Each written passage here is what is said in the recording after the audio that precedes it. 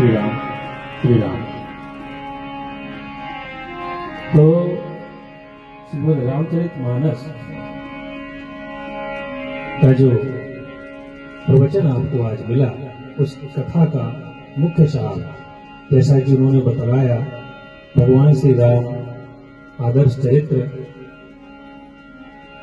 तो आप सभी को ये चीज जानना चाहिए कि रावण क्यों मारा गया।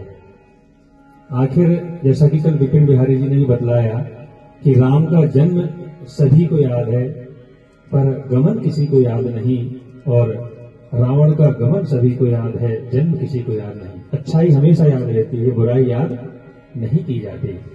इसलिए हमारे शास्त्रों में कहा, रामादिवद वर्तितव्यम न रावणादिवद। राम के समान आचरण करिए यदि करना है तो नारी प्रधान कथा जो चल रही थी, जब रावण भगवान प्रभु श्री राम के द्वारा मारा गया, सभी लोग शोक ग्रसित हो गए, शोक कर रहे थे।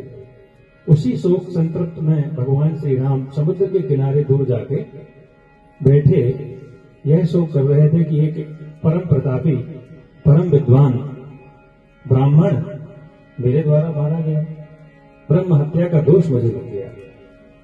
इसी बीच मंदोदरी ने, जो रावण की पत्नी थी, उन्होंने विचार किया कि आखिर इतना प्रकांड विद्वान, कितना वर्णन प्रेमलता जी ने यहां किया कि नवग्रह जिसके पास विराजमान, सारे देवता जिसकी सेवा में लगे, सोने की लंका जिसके पास, ऐसा कुछ नहीं था जो उसके पास न था, लगभग सब कुछ था। सिर्फ एक चीज की कमी थी जो उन्होंने बतलाई। वो क्या थी कि मंदोदरी ने अपने परिकरों से सवाल किया कि हम एक बार उसके दर्शन करना चाहते हैं जिसके द्वारा हमारे पतिदेव मारे गए, क्योंकि साधारण नहीं था। आखिर हम भी तो देखें कि ऐसा कौन सा साधारण मानव यहां आ गया जिसके द्वारा हमारे पति की हत्या हुई, वध किया गया। तो उनके परिकर जो थे वो ले गए दूर ले जाकर के जब उन्होंने देखा तो रामचंद्र जी बड़े शोक में अभय मुद्रा में बैठे हुए थे। जैसे ही पीछे से मंदोदरी का आगमन हुआ और उनकी परछाई भगवान श्री राम पर पड़ी, तुरंत खड़े हो गए और खड़े होकर के पीछे पलट करके देखा और प्रणाम किया। तो मंदोदरी जी को बिना किसी से सवाल किए ही अपना उत्तर मिल गया कि आखिर में हमारे जो पति देव हैं, पति परमेश्वर क्यों मारे गए।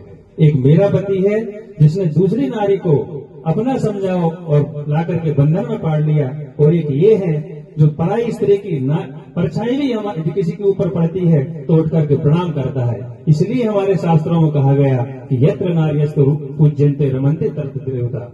जहाँ नारियों की पूजा होती है, जहाँ वहाँ देवता रमण करते हैं, और देवता कहाँ रमण करते हैं ये भी बतलाया गया आज ही की कथा में कि देवता जो 33 कोटि के हैं वह गौ माता में रमण करते हैं, गौ माता में निवास करते हैं, और आप सभी ने गौ माता को रखना बंद कर दिया।